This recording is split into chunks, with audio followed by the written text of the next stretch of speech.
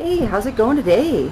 Still a little cloudy, still a little chilly, still trying hard to be summer but not quite making it.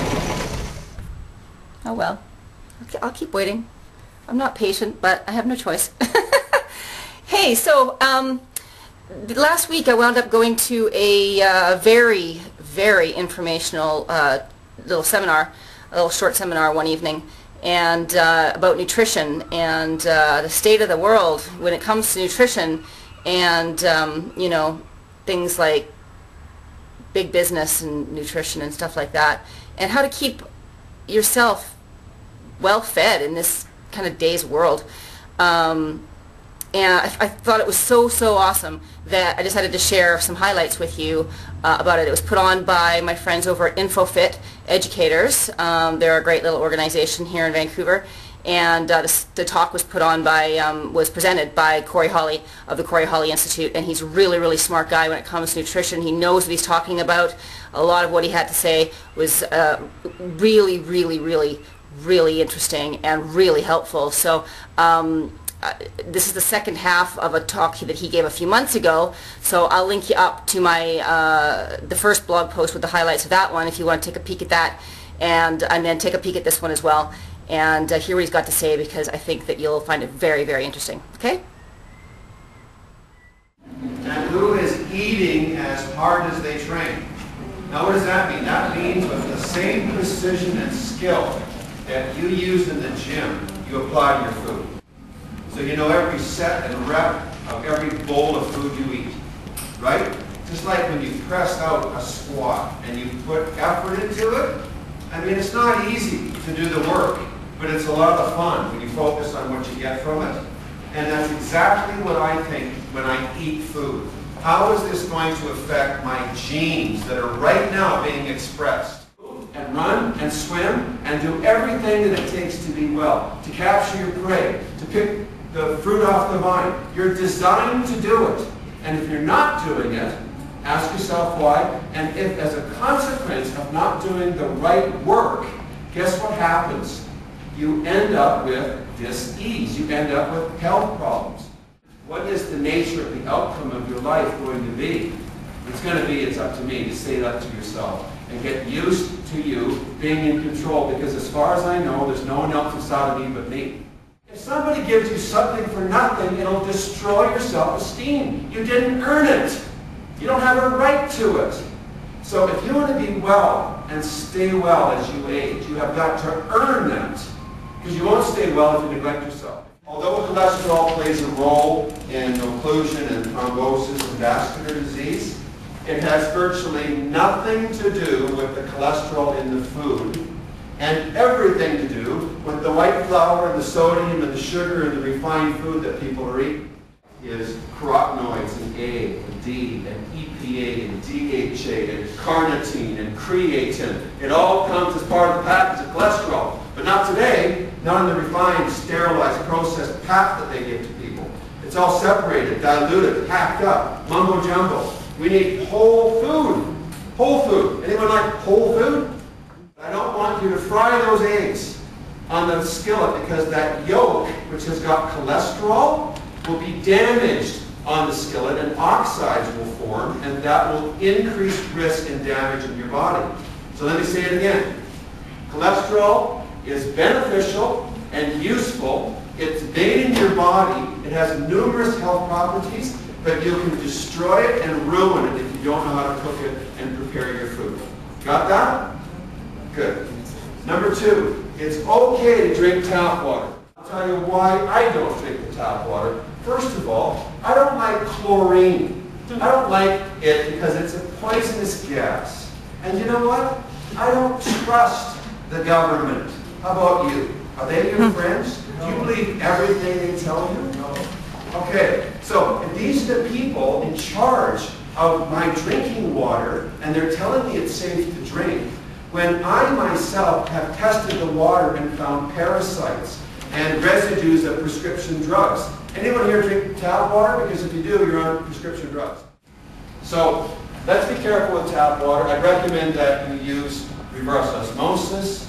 Even a Braun filter is a good start. Charcoal removes the chlorine. but it doesn't take everything out. It's all measured in parts per million. If you want clean water, right, filter it yourself. There is a problem with too many plastic bottles, so it's better to filter than you just buy a stainless steel or a glass bottle and do that. And number 3, commercial salad dressing. Oh my goodness. Let's go to the salad bar. Now, most of the oils that commercial salad dressing, if you go to the store and buy your salad dressing, you're using a genetically modified oil that is absolutely sterile and dead. Nothing in it at all. It's a dead, empty oil. Why do we need oils? Well, it has to do with carbon chains called fatty acids. There's 2 of them that we need, 2 essential fatty acids. We must have them.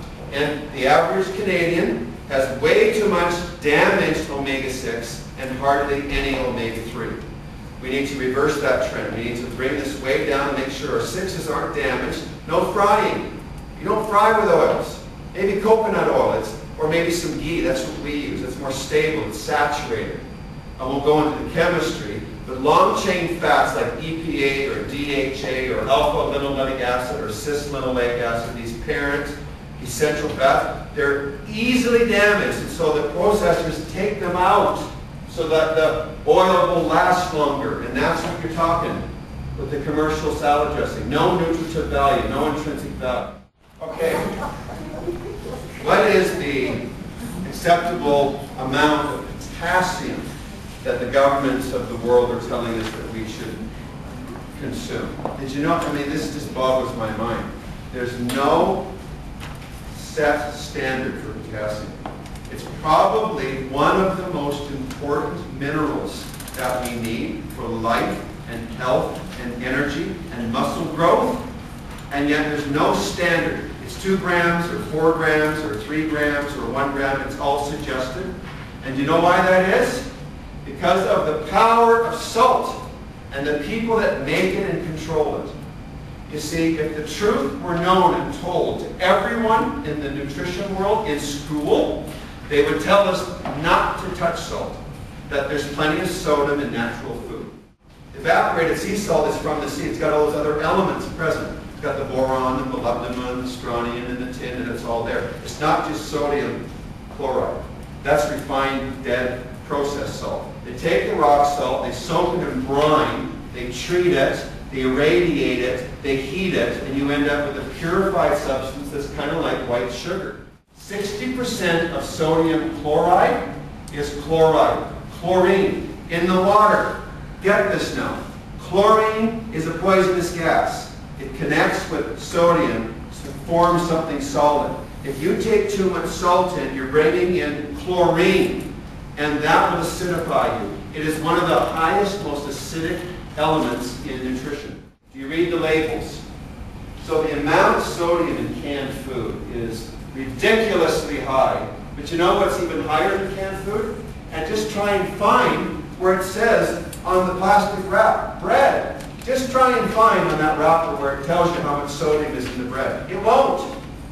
Those such and such people have lobbied with lawyers and corporations and money so that they don't have to play by the rules. Wouldn't you like to know how much salt is in the bread that you're eating? If it was on the label, you wouldn't buy it. Just do this at home as an experiment. Get some sashimi, some tuna, some really good stuff. You can heat it if you like, make it into like a tuna tataki, but just raw is good. And then bring this one out and taste the difference. Now when you put the tuna, the raw tuna, the sashimi in your mouth, it'll melt like butter, right? Yeah. Do that with tuna. No mayonnaise allowed though. Lots of sodium added, right, as a preservative. This has no enzyme value. The sashimi is lots of enzymes, still inherent because it hasn't been heated and destroyed. There are inherent nutrients. There are B vitamins and elements that form bonds and that are connected to each other in ways that are very special and unique. And there's these chaperone molecules and protein transfer agents in fish that are destroyed by that process. About 1% of the population in North America is said to be either a vegan or a vegetarian. And this is a function of choice. Humans are omnivorous. We're omnivores. We're not carnivores. We're not herbivores. We can be pretty much anything we want if we want to. Now here's something else. Health, if it's inside of you, I'm sorry, you're cursed. You can never run away from it.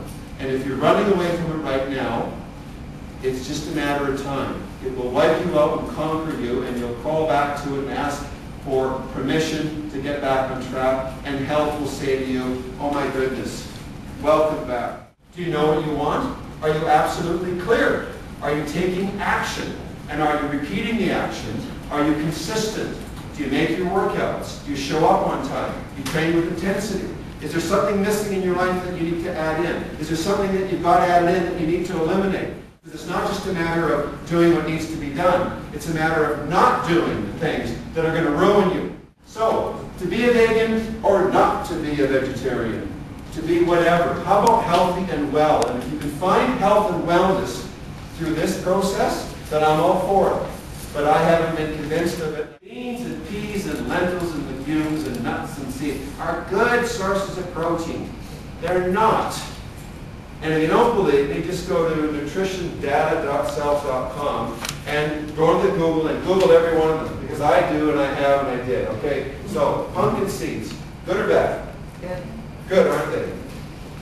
Those things will drive parasites out of your body. If you travel around the world, they come in real handy. An excellent source of zinc and essential 3 omega fats. However, they're not high in protein. As a matter of fact, they've got about 13% protein. And what is the number one macronutrient? What's high in the pumpkin seed? Fat or carbohydrate? Fat. This is super fat. This is 70% fat. What about over here? Is that high fat or low fat? High fat. If it's high fat, it can't be high protein. To be fair to the beans and the peas and legumes, they do have up to 20, and soy, even 30% protein. But 30% protein is not high.